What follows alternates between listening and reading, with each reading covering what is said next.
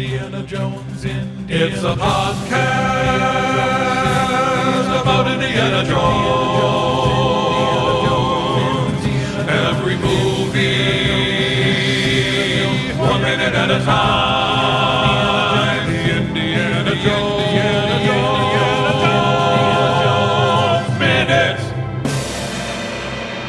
Welcome back to the Indiana Jones Minute. Hi, everybody. This is the show where we discuss the film Indiana Jones and the Dial of Destiny 3 minutes at a time. I am Tom Taylor. Please, Tom, no, I beg you. My name's Pete Mummert. I'm Gerald Christopher. It's fake. Porter. And we're here to talk about minutes 10 through 12 of Dial of Destiny. These minutes begin with Basil begging for his life with a gun to his head while Indy sneaks across the top of the train and finds the car holding the Lance of Henriksen. And then Weber accuses Basil and Indy of trying to steal the lance, which Basil freely admits, though not for just for the sake of history, not for any stupid power. Indy then messes with some guards and their booze to get access to the lance, and a clammy Fuller rushes in to tell Weber that the lance is a big phony, but he says not to worry, there is another. Wow. Yeah. Good. Well, first of all, I feel real bad for the Cuckoo Clock Man. He's having a hard time. Basil. Yeah. No, they like he's just that scene. You see the Luger come up to his head, and it's really awful. Yeah. And the From his acting is mouth and his fantastic. hair's all messy. I feel bad. Yeah, and his acting is just fantastic. I'm like, he's really, really worried, and I'm staring at him, and I want to, I don't know, get him some hot cocoa or something. Am I the only one who knows Toby Jones out of the three of us? 'Cause he's Likely, awesome. yes. You probably are. He's in a couple of Marvel movies, but he played, he was Truman Capote in a movie. He was Alfred Hitchcock in a movie. He's, I don't know. He shows up on a lot of stuff, and he's awesome. I know I'm missing some stuff, but He's terrific. he's Basil. terrific. He looks like Truman Capote. Yeah. Yeah, he makes a good one. I could see Alfred Hitchcock, too. Yeah. That one's harder for me to see, but maybe. Acting. Well, so we get Indy is moving along the top of this train, looking a little bit like a video game cutscene. Just as soon as I you say don't that, say. I start wondering how out of touch I am. Like, I guess at this point, it probably looks more like the video game, and they probably don't have cutscenes anymore. No, they do. Oh, they do? Yeah. In fact, I'm watching my son play one right now. Oh, okay. Yeah. But Go there are ahead. 4 things about this train situation right here that really, really bother me. Okay. Because Indy's on top of the train, and the first thing that bothers me is he's looking down through windows that are on top of the train, and that bothers me a little because I've never seen windows like that on top of a like a World War II European train, and I mean Okay. maybe they exist, but I'm not sure. But the second thing that really bothers me is that, especially at this point in the war, Germans and really all Europeans observed really meticulous blackout protocols. And a train would never be running at night with all of its windows just brightly illuminated, and not only no blackout coverings, but no window coverings of any kind. Like all the windows are just wide open. Yeah, it's kind of a little bit of little engine that could vibe. Yeah. And they are sort of not on the run, but they know that they've been under Well- attack and stuff, so they're Well, yeah. I mean, that's they should be brings me paying my- attention. My Yeah. third thing that bothers me is that not only would any train have window coverings, but one with priceless treasures would have window coverings. Yeah. Which brings me to my fourth point. They are literally under an air raid. Like, they are literally being attacked by enemy planes that are flying over the train. Yeah. Yet everyone's still calmly inside with their windows wide open. And these windows on top if you're an enemy plane flying over, that's just an arrow. That light on top of the rails is just a perfect arrow saying shoot here or bomb here. Just looks like dessert. And it just, Really fun. it's weird. Like I'm not a war guy.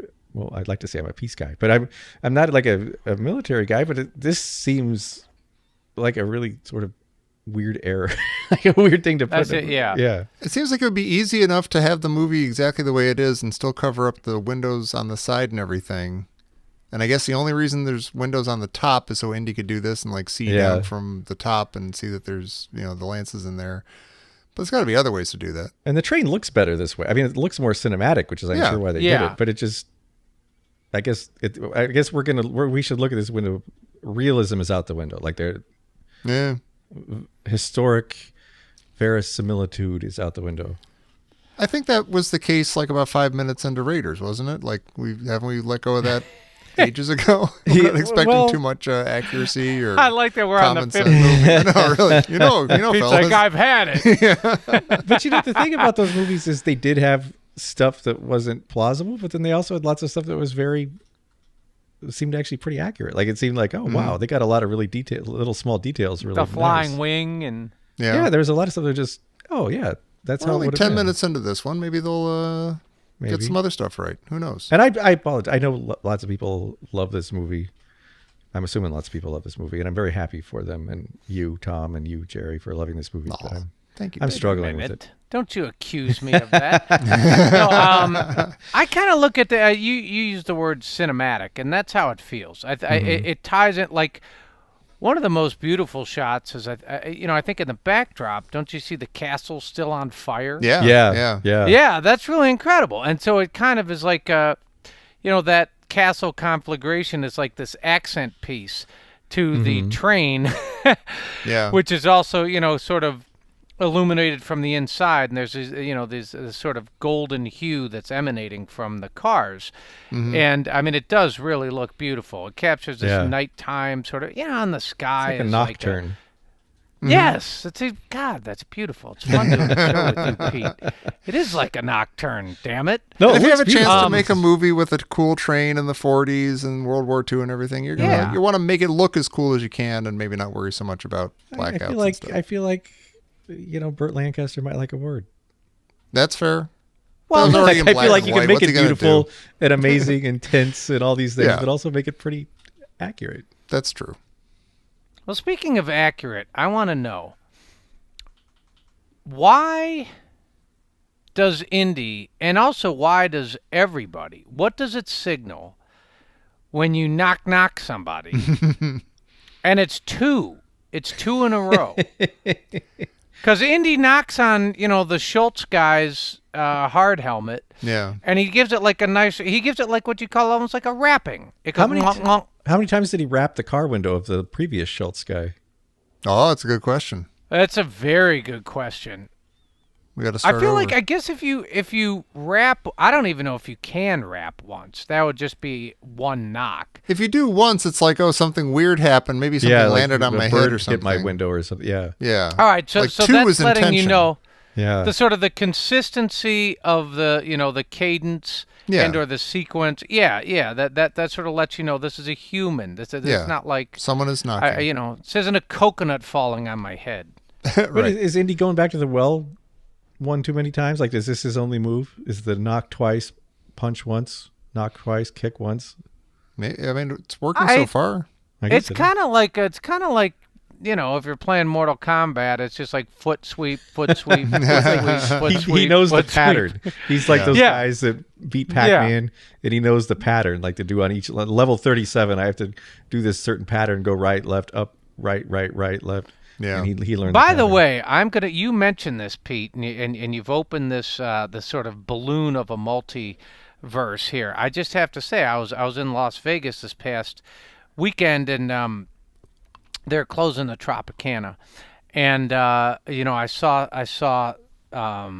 It was really interesting. I was there in the penultimate night it was opened, and it got me thinking, old time Vegas and this sort of thing. Now you mentioned Pac Man, arcade games. I am distantly related to Ken Houston. Do you know who Really? that is? Oh, Yeah. wow. Yeah.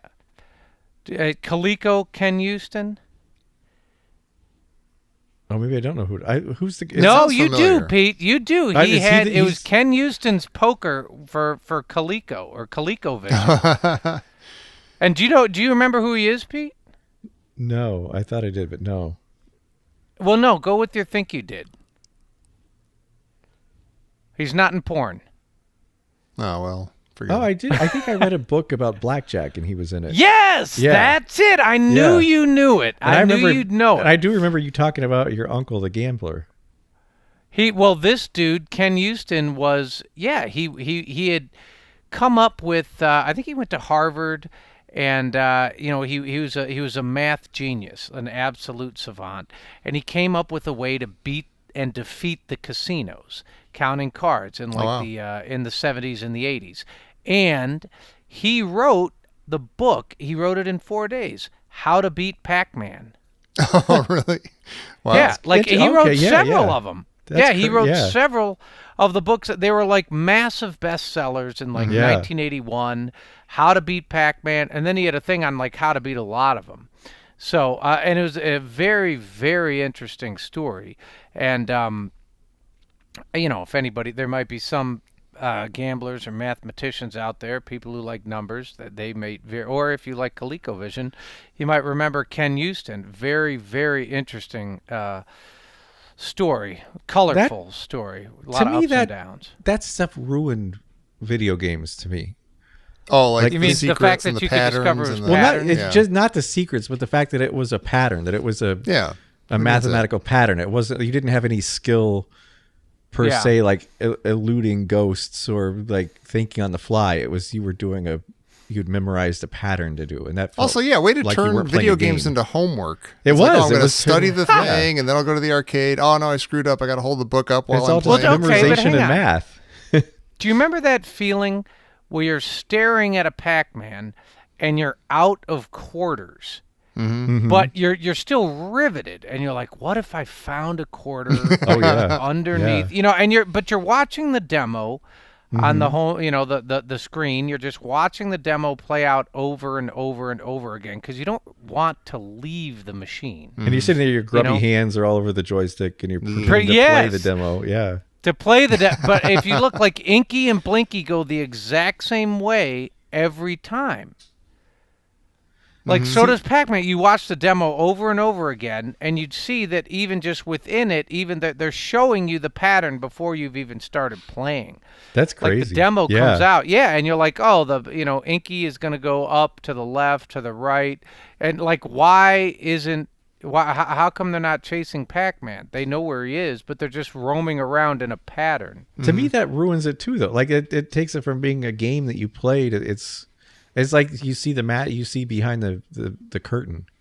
Yeah. I don't like. You know the weird thing about it is, like, you ever like you're running away from them, and from the ghost, and all of a sudden the ghost makes a hard right, and you're like, oh, I shook them.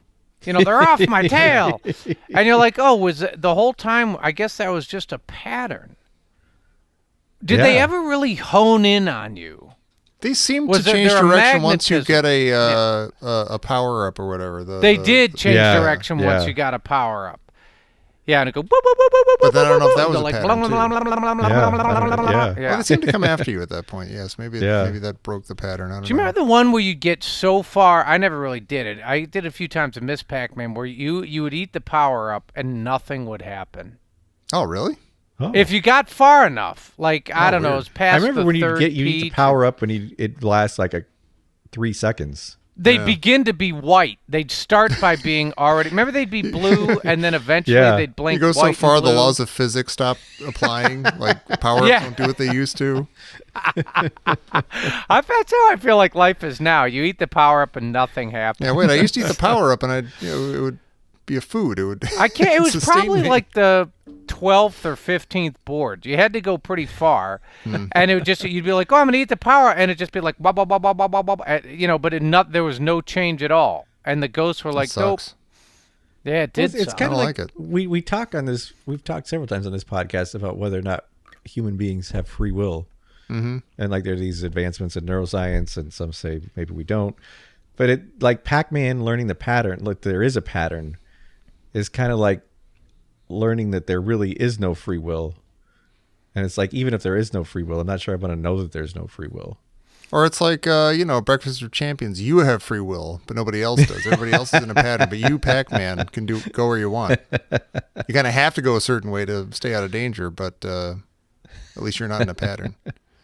Indy's in a pattern of stealing Nazi uniforms and stuff. Yeah. Yeah, I got a couple yeah. of questions. We Sure. saw and thumbs down on his helmet from before. We didn't like that on him. He's got a slightly bigger one now. I think it's slightly bigger. It seems a little bit different, and I still don't like it. No, still looks funny on It him. looks funny on him. It looks just strange. And I Yeah. don't know where he got it because he knocks on the guy's head and then Yeah. kicks him off the train. So I don't know Yeah. where he got that helmet. Well, why is he? Because we're going to find out in a minute that his uniform has a bullet hole all the way through it. Yeah. And I- how Which did he he- had can't before. figure- Wait, am I mixing this up with Solo? Because Probably. there's I don't somebody who has remember like a dead man's uniform, and there's a hole through. But when did he shoot somebody to get this dead man's That uniform? I don't know. well, he but had the maybe uniform when we first saw him, so it must have been before the movie started. He may have Oh, taken okay. it. So has he been walking around? So did he take that off a cadaver? Either a cadaver or a soon-to-be cadaver. Or who did he? Yeah, just he shot. shot the guy and then took his Did uniform. he shoot the guy, or did he take that off a dead soldier? We just don't know. Yeah. How it would be hard to take it off of a dead soldier. It seems like. Yeah. I mean, we've seen him take uniforms off unconscious people, and that's probably That's about what. the Well, same that'd be thing. easier because they would be Oh, much really? more limber. It seems like, right? Like rigor Well, and mortis. also I wouldn't have feel started like to set in. they're at least they're warm. Yeah. Oh, I just took a look, and the first time you see him, he does have a bullet hole in that tunic Okay. he's wearing. Okay. Oh, really? Okay. All right. Well, when he's still on top of the like, you know what? He's still on top of the train, and he says, like the crate. He looks down, and the crate says, "Longinus," Mhm. right? Or is it Sounds so stop obscene every time you laughing? Sounds say it. really I know. gross. And At least Basil says like Longinus or something. Yeah. Like, it makes yeah, it he a says little less gross. Longinus. Yeah. Longinus. I'll Like have the a Uranus. Longinus. It really He's does. the guy that says Uranus. Yeah, That guy. yeah.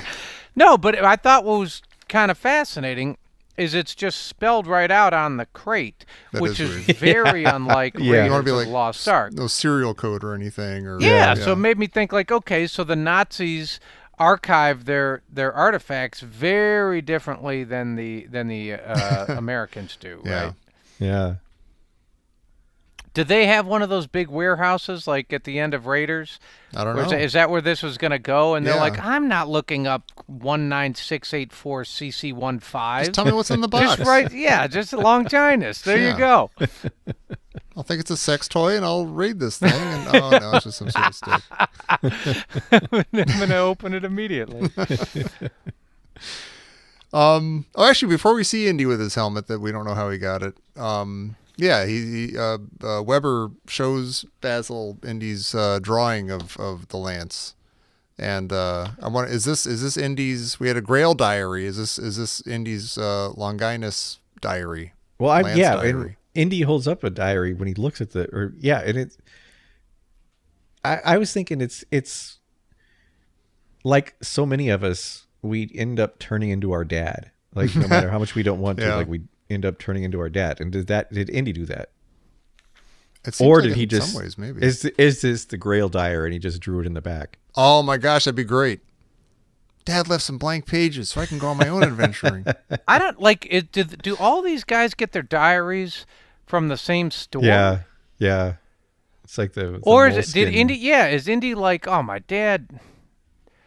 I'm gonna keep. I'm gonna start my own. Or like maybe it really is the Grail diaries. Like, Yeah. it reminds me of Dad. I'm going to draw a sort of childish drawing of a spear in this. Yeah, some doodles of spacemen and rocket ships. And You're army gonna draw a men. Longinus. Yeah, I do like that the Colonel has a really cool dueling scar on his face, and Yeah. I want to say some nice things about this movie. Like I There feel you like go. that's very historically accurate, and it's a nice touch. And I'm not positive, but I feel like Raiders was originally going to have a bad guy. It was the guy with the machine gun arm, but I Mm-hmm. feel like he was also going to have like a really pronounced dueling scar. okay. But I'm not sure. But I feel like maybe this is a nice nod to that. I gotta say, he's one of my favorite parts of this movie. I like Yeah, Weber a lot. And I like He's how soft, very good. like soft spoken he is. Yeah, Yeah, he is. He's really good. But I was wondering, do you think he got that scar from the lance of Longinus. Nope. They were like No? they were messing around with it. Yeah. Ow. This must be real. Cut me. Well, I mean, Indy's got the whip scar. He was messing around with it. No, that's true. It was exactly are we like gonna get that. a Weber origin story, like how he got there? Hey, listen, they're on a train. Yeah. Indy was on a train. I'm Yeah. sure there's a lion somewhere here. Yeah. Yeah. That's what we're scared of. that he's gonna Pete, find. what exactly is a dueling scar? Well, it was. I think in German society, a lot of guys, it was like a very macho thing, and they would have like old timey duels where they would use swords. And so in World War I know like officers would have dueling scars like on their face where they would be in a duel and like the guy would slice your face. They had that dueling scar scene in Jaws too. Ba-da-ba-ba-da-ba. I don't get it. Dueling, they were comparing scars. They were dueling scars. Oh, I get it. Oh, yeah. See? That was good. That was good. What is it? Give me a trombone. I like look that Basil kind of just like laughing at Weber. Like Weber's like, "Oh, did you want the lance for its power?" He's like, "No, it's no Yeah. power. It's a historical artifact." It That's all. was unbelievable. Yeah. It's like This is- that's the best. I think that's the best moment in these. Yeah, this little I segment. agree. He's so good. He's like, "There's no power." How But old it's- are you? So, yeah. But it's really like the timing on this is extraordinary because I don't know if everybody doesn't follow Jerry's Instagram. Hazel should drum. What's it called? Hazel should drum. It's just Hazel should. Just Hazel should, where Jerry talks symbols, which is one of his passions in life. And today he had a reel on Instagram talking about not cleaning symbols because you could imagine a story that went along with it. And I feel like what we're getting in this minute is between what Basil is saying about we're trying to save history and Indy and also Mads Mikkelsen realizing that the lance is a fake is basically we as human beings are always following stories and what we value stories. And so if this exact same spear, like if somebody bought it at Montgomery Ward's, no one's going to care about it. But if they think it killed Christ 2,000 years ago, it's priceless. And it's Yeah. amazing. Like it doesn't matter if if it would be identical in every other way. What matters is the stories we tell about things. Yeah. Yeah. Well, imbued with meaning, or the experience that the artifact itself has had. But that's Or that you believe it has. Somebody tells you psychologically, that, I think. Yeah. Yeah, There's a word. this prop was actually used in the movie. It's like, I don't actually know that. But if it was, that it's awesome. Right. But even you if know. you do know that, it's interesting because isn't that example of we need Christie? Is it what they call it, magical thinking, or like when Yeah. you ascribe meaning to something because of its proximity to something else at some point, even though that doesn't change it at all. I guess. There's something to that, though. Like if you knew that Harrison Ford held this thing, this paperweight or something, you'd be like, "Oh my God, Harrison Ford held this paperweight." But it's the story we tell about it. And there's a great scene in one of my favorite novels, The Man in the High Castle by Philip K. Dick. Oh yeah. And there's a scene where he's in an antique dealership, and the guy has two lighters, and one of the lighters was in FDR's pocket when he was assassinated, because this is an alternate reality, and one of the lighters is a forgery. And he asks the guy to hold him, and he says which one is priceless and which one is worthless. Yeah. And the guy does, and he there's no way you can tell. And he said the only reason one is priceless and one is worthless is because of a story behind it. And I know that this one was in FDR's pocket. But if you don't know that story, there's no difference in these lighters at all. Yeah. And is the story actually meaningful, or is it only meaningful because that's how we create meaning, is by telling stories? Yeah, so you don't need a lighter that badly, but you want the lighter that has some sort of crazy meaning. Yeah. Yeah, because you ascribe a story to it, suddenly that lighter's priceless. Yeah. Which is interesting. It's just, That I think is. it's part of what being a human being is. So it's like when we find out that the lance is fake, what if they're just like, Hitler's not going to know that? Like they could just be like, "Yep, this is the Oh, lance." that's No, yeah. this bothers me because Hitler is going to know that. Like, Yeah. It bothers me that two guys within 2 seconds of looking at it know that it's a fake. One of them not even a trained archaeologist; he's a physicist. Right? Why is he the guy in charge of finding artifacts? Yeah, He's like Bob Balaban in Close Encounters. He's like, I'm a map maker, but I guess I speak French. Yeah, too. oh, Okay. they'll do it. But anybody's going to know who has some training that that's an alloy. They're going to know it's a fake. So I feel like somebody's going to tell Hitler, "Hey, that's not real." Right. Well, But that's you not a wonder problem how with the movie. That's like because they react. They're like, "Oh, that's one. My first favorite part of the movie is when Weber hears that it's a fake, and his reaction is, "We're dead." I love that. For some, Yeah. there's I so love much, that like too. even with like Hitler, there's so much like, I don't know, like there's like he's evil, but there's like a gentlemanly sense of like, oh, Hitler's not a Yeah. patient man or something like that. There's like none of that. There's no bravado. Yeah. It's just like, I I'm love it done. too. I'm dead. Yeah. Hitler's going to strangle me to death. This is awful. I do have a problem with it in the movie, though. Is I don't understand how it got on the train in the first place. Like I don't understand it. Like it seems like it would have gone through some vetting at some point. Well, it was in the castle. I mean, Yeah. that's what Basil says. He says the Lance of Longinus was. That's gonna drive me nuts. So basically, somebody sold it to Goering, and somebody conned Goering into thinking it was real. Yeah. But And you know he what's bought so it. weird? Yeah. But you know what? They're not. I mean, I understand that Goering's castle, but not really. They're sort of Yeah. taking that a bit. But you're like, yeah, but wouldn't Hitler just call Goering up and be like, hey, real Yeah, quick, I need I to- heard you got Here have a the. lance. Yeah. Like, you wouldn't have to pilfer it from the castle. Yeah, Yeah, I mean, they wouldn't be. You know what I mean? They wouldn't be steal. Well, unless they're taking it because the castle is under siege, I guess. But Yeah. it's in France, right?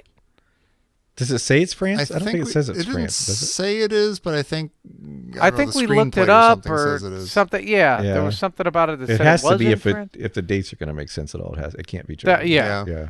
Huh. Maybe we made that up just to make the Yeah. dates make sense. I could have easily made a story up that would give it meaning. Please give this thing. I do that every day. So, but about the Lance being fake, like as Weber is telling, or as Fuller's telling, Fuller is telling Weber about the fake thing. Indy's figuring that out at the same time. It's nice And he's- editing there. It is nice, yeah. And then Indy's in that car with all those other antiquities and everything, and he's scanning them and he's like verifying them. He's like, none of these are fake.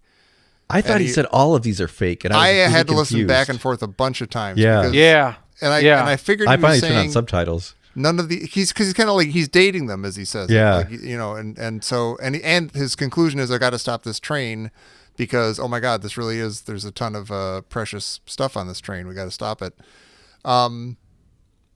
But I'm trying to figure, and this is from the first time I saw the movie, I'm like, why does it bother me or feel weird to me that the lance is the only fake thing? Like, why is I mean, I guess the lance might be fake because maybe there isn't one, or maybe, you know, it's impossible to get to the real one or something. But why wouldn't these other things be fake too? Why would that one Yeah. artifact be fake? Yeah, I'm not sure. I don't understand what's going on here. I don't know. I mean, I assume if you're a grave robber, or not really a grave robber, a castle/amateur museum robber, then the first thing you'd have to do, you'd be like, all right, let's collect all this stuff and we'll put it in our, archaeologist sieve, and they will determine what's real and what's fake. Yeah. I mean, let's just like, get it but out of if here first. Yeah. Yeah, and you're like, okay, it's some of the stuff will pan out, and other things will be cast-offs. I mean, I feel like that's the same with any regular museum. yeah. Every No, it's- every once like, in a while something comes up and it's a fake or a forgery or Well, have you seen Yeah. the percentages of what they estimate are fakes in museums? It's huge. It's like 40%. Like it's a huge number of like paintings and historical artifacts and stuff that they think are actually are fake, and it's because it's really hard to tell. Like, especially when fakers get better and better. Yeah. well, that makes sense. I think Huh. I wish And- I think I wish everything on the train was fake, because it's a little bit of it would be a little bit of like it's almost like a Tote laughing at Belloc when the ark has just got sand in it or Yeah. something. But then also it's kind of like everything on here is fake. Oh, except for this one thing that only Fuller knows about, and like the dial is an actual real thing and nobody cares about it. That might Yeah. have been kind of cool. Yeah. But it's not a big deal. I'll live. I just think it's weird that this movie's all about, like, in past Indiana Jones movies, the thing they're going after is generally something from legend, but it's not something that's sitting in a current museum. And I think it's interesting that both the Lance of Longinus and the Antikythera mechanism are both real things, and they are both in museums. Like it's weird that they chose two things that they But just see, it's a complete alternate reality. Not knowing stuff is another way of imbuing things with stories. Like, well, these people are telling me a story. I don't know what the actual story is, so that's the story. Yeah. Hooray. Yeah. So what I'm trying to say, Pete, is stop trying to tell me real stuff because it's ruining my movie experience. It helps going in as ignorant as you can. Yeah. See? I'm looking having a at, ball. I looked this up. The Menser scar became known as the dueling scar, or in later years, the Nazi dueling scar, and it became a fashion trend among upper-class German men. Men that had the scar were seen as more attractive to women and looked up to by their friends. If you watch, Interesting. like, because I'm a big fan of, like, German expressionist silent films from the 20s, like teens and 20s, and almost every, like, dashing, leading German man has a dueling scar. Wow. Think any of them are fake, like beauty marks or something? I think, I'm sure some of them are fake. Yeah. That's awesome. I mean, but wouldn't it imply you're like, oh wow, that man's a poor handsome dueler. brute? Yeah, like he's Yeah, right. He's a if clod. I He's getting exactly, cut if in the I face. actually, yeah. But the I wonder rest if the of them. assumption is that you killed the other guy, or if it's just that You're just a you're cool willing guy to who fight gets into for duels. Yeah. Yeah, you're willing to fight for. You're just willing to fight I'm guys a if they don't hothead. agree with you. Yeah. I throw down my gauntlet at a moment's notice. The slightest provocation. Some of it, you know what? Some of them are really kind of like, I'm looking at one right now, and the guy, you're like, oh, that's a nice looking scar that guy has. It's like a big, a 3-inch thing that's like, it's got a nice little crag to it. But then I'm looking at another poor fellow, and it's like his chin just got mangled. And Yeah. you're just like, dude, that's not a good-looking dueling scar. I'm handsome. You just look weird and mangled now. Chicks dig me. Because most of Ow. them, it's the same thing. It's like a well-placed, line that's kind of right on your cheek. That sort of It always runs like from your migrates mouth back to your ear. It's mouth. interesting that they always got Yeah. him in the same place. That's a Yeah. little suspect. Well, that's yeah. how you wonder, was the guy like, all right, hold still. Yeah, it's Yeah, like in yeah. the basement, like when their parents are Yeah, at it's home. like They're getting "Here, your just ears pierced." cut me from here to here. Yeah. Stick a potato behind it.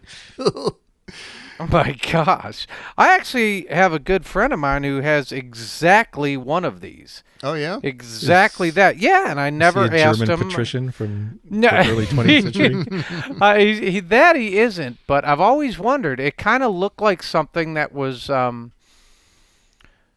It has a certain aesthetic. It looks exactly like a dueling scar, and it has an aesthetic to it that he looks kind of. And now this fellow spent a lot of time in Las Vegas, so I always thought that he ran afoul of the mob.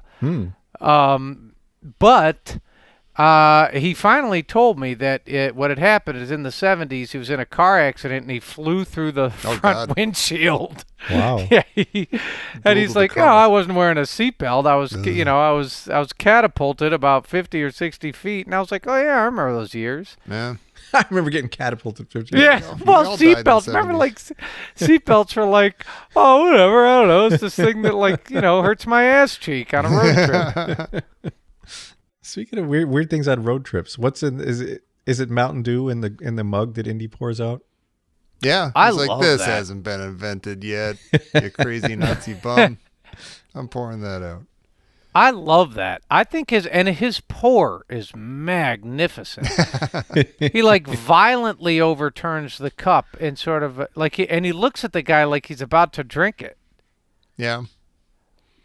What was his original thing? I don't really get. Is he like, oh, I'm going to try some of this coffee? And he's like, oh, I see. It's coffee and Kahlua. Right. Or it's, schnapps and whatever. Yeah. Bavarian Yeah. cider Caught him vinegar drinking on the schnapps. job. Yeah, what if it hadn't Is been that- booze and he just smelled it? He's like, oh, gross, it's cold Well, maybe it coffee. wasn't. Never Maybe mind. he's just pretending like he might just be Oh. acting like it is. I think And then he grabs the lance of long vulva. Tell me what happens after he grabs the long vulva box. Walk me through what happens, because I do not understand it. I'm going to help if I can, as long as I can, but I can't do it the whole time. He takes the box, starts to walk away with it. Takes the vulva box. He takes the vulva box. The one guy notices the bullet hole in the back of his uniform. Yeah, I'm good. Shines a light on him. He's like, hey, hold it there. And Indy slowly turns around again for some reason. This is where it starts to confuse me. Right. Then they see a bullet hole in the front too. Mm-hmm. I don't know. I have to interrupt for a second. I don't know why they didn't notice. Like, wait, this superior officer to us has got his shirt wide open, and he's like completely slovenly and gross. Like, why was that not a tip off or anything? That might have been just like, okay, this guy's been drinking a little bit. Maybe he's still a commanding officer. But yeah, when they notice the bullet hole went all the way through, maybe that. Yeah, I don't know. Yeah, or that tips him off that there's this guy's not on the up and up. He's wearing somebody else's thing, and then I don't know what happens. Because it looks like Indy throws the box or something. Yeah, he throws something, but he doesn't. Nothing flies. Like, he doesn't have. Because I've looked at this like 20 times, and there's nothing on top of the box. Right. He doesn't throw the box, but he acts like he's throwing the box. And then the guy falls down. But is it like when you pretend to throw a ball to your dog, and the dog thing? That's kind of what I think it is. I think it's exactly what it is. I watched that several times just now. I think it's similar to a double knock on your hard helmet. Yeah, he knocked once. So nothing. I think you didn't. There wasn't something on top of the box that flew off. No, like, there's literally nothing. It really feels like that, but no, it's not. That's weird. It is confusing the way it's shot. Mm-hmm. You know, if you're directing this scene, you would think that maybe he would, like, I don't know, take his helmet off and, like, pretend like he's surrendering and then throw the helmet. Yeah, but he's got his hands full of Longinus. He fake throws the box. I think it works if you don't watch this meticulously closely like we do. Because if you're just watching it quickly in the movie theater, you think, oh, he just threw something. I don't know what. It doesn't matter. It's just a shorthand for, oh, he got out of this mess somehow. But yeah, when you slow down anything, it often ruins it. Speaking of slowing down things and ruining it, I know I'm like the only guy so far complaining about the de-aging and stuff, but I just saw something that's baffling to me. At the very end of this set of minutes, there's a shot. It's when Indy's in the car and he's checking out all the artifacts and everything. These aren't fakes. We got to stop this train. I think before he says that, he like hears guards coming from down the thing, and he jolts. He's surprised, and he's like wide-eyed. And then they cut to the other side of him, and he turns, and he has a completely different expression on his face. And I'm like, there's like teams of people who did nothing for like 5 years to like manufacture this face, this de-aged Harrison Ford, and they didn't make it match between those two cuts. And that's maddening to me. Like, it's incredibly strange. Unless, and part of me wants this to be true, unless they were like, let's not make it match because that's how movies work. Like, the actor doesn't always do exactly the same thing every single take. So there's a good chance that Harrison Ford wouldn't do the same exact thing as he's doing the other end of the shot. I don't know. Or it's a Star Trek reference. It looks like a bizarre cut. Pete was saying something, Jerry. Hang on a second. He was saying something about Star Trek. I was just like those guys where half their face is black and half's white. The other guy half is white and half's black. Are you blind? Look at me. You're like a Janice and what's that mask? The Janice and whatever one that's got two expressions. Janice and Betty. Is it just the Janice? It might just be Janice. Why do I think it's Janice and Betty or Janice and something? I don't know. Sorry, Jared, you were saying? No, I'm looking at it. Pete, you're right. Or Tom, you're right. It just looks like a bad edit. Right. Yeah, but it's like a CG. How could there possibly be a bad edit when you're controlling everything? It's really interesting, actually. It kind of is. Yeah. The one part that I saw at the beginning when he's on the train, that de-aging looks like the worst I've seen. I've been totally fine with the de-aging. But when at the beginning of this segment, you're like, that's very much not a real person. I feel like I'm ready for that kind of moment every time he's on screen, and it kind of ruins this whole sequence for me a little bit. Or there's a taint to it. It's like there's something sticky and fake about this. I think they do a great job. I think you do a good job. And sometimes Yeah. you do a great job, but there's enough like things where it's like this is not what it would look like if this was made in 1985 or something with that Harrison Ford. It just would not look like this. And I know it's not 1985 It's and definitely not Steven Spielberg. These guys say they're like, it's a fake, it's an alloy. Yeah. yeah. They're talking about Harrison Ford's de-aging. I'm just so. What would the sort of long vulva be if it was the Roman? I don't know enough about metal. Wouldn't it just be Yeah, I bronze, feel or like it would be? It's past the Bronze Age, but Pete, bronze is an alloy. That's a good point. But Like not what? I that mean, what kind would of it be alloy. like? What would it be? Like, it's not going to be like pure gold, pure silver. I mean, it's Maybe just like a it's- Roman centurion, right? Maybe were they just iron? Or maybe it's not the point that it's an alloy. It's alloy. It's that it's 50 years old. He says the blade is an alloy. It's 50 years old. Oh, Maybe that's the point. I don't know. And the engravings are recent. That's a great point, though, Jerry. Is iron an alloy, or is maybe they were iron? Because iron. We should have had an iron expert for this, Yeah. these minutes. But yeah, there's another relic on this train. What can it be? They're finally going to find the Ark of the Covenant. What could it be? What could be? Doo-doo-ba-doo, what could be? Doo-doo-ba-doo-doo, what could be? What's he doing? wait, what is? I have no idea. He's been really weird. Why does Indy have to stop? Why? He realizes that's fake. Why does he need to stop the train? I think it's that he realizes that everything else is real. He's like, oh, they're actually stealing real stuff. I got to stop this train. But Like, so this did he is think that serious. everying was fake when he was on the train? I don't know. Like, No, why would they he risk? didn't. Why would they risk their lives if they thought everything was fake? Like, I none think of he this makes assumed a lot of everything was sense. real, but now maybe he just went through like a little roller coaster of like, wait, this lance I'm holding is fake. Oh my god, is it? Oh, No, it's okay, just everything fine else that this is real. train's going. I'll let it, Yeah, let screw it these pass. losers. Well, in a way, it would be kind of funny because the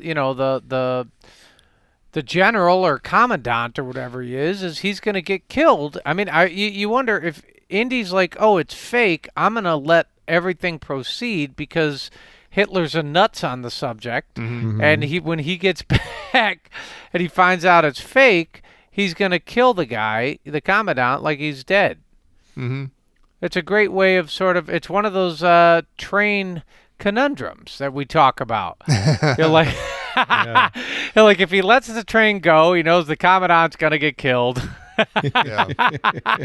If he stops the train, It's the original trolley problem. yeah, the original With an trolley entire problem. train. Well, does that do it for minutes 10 through 12? But does that do it? Does Does that do what? What do you mean? Does it? Oh, do beeps and boops? Oh, let me see. Jesus Christ! Try to hint at this. Poke that guy What's with a Pete lance, doing? will you? I'm sitting here having a good time. These guys are bebopping. No, I think that's They're so absolutely. Wait a minute. We are waiting a minute. Out of nowhere. Okay, out of nowhere. How'd that happen? Coming in hot over the wire. From Professor Christy Porter. Let's see. Doesn't seem that hot over the wire. Why? Yeah. No. Jerry's writing it now. Is Do you like me? Yes is or no? Basil lying? Is Basil lying when he says that the lance has no power? Oh. Does he believe that, or is he lying? And what does he mean when he says, my friend and I wanted to, quote, save history? I think What does that mean? I think he doesn't believe that it has any kind of power, and I think saving history is just, He that's does the believe boring it's answer. legit. He believes it's a real lance that Yeah, pierced Christ's side. He just doesn't think it has power. yeah, like Indy and the Ark. He doesn't think it has magical, out of superstitious hocus pocus, but it's a great historical find. Also, that's It's what a they huge said. line, When he- though. We're going to save history. Mm-hmm.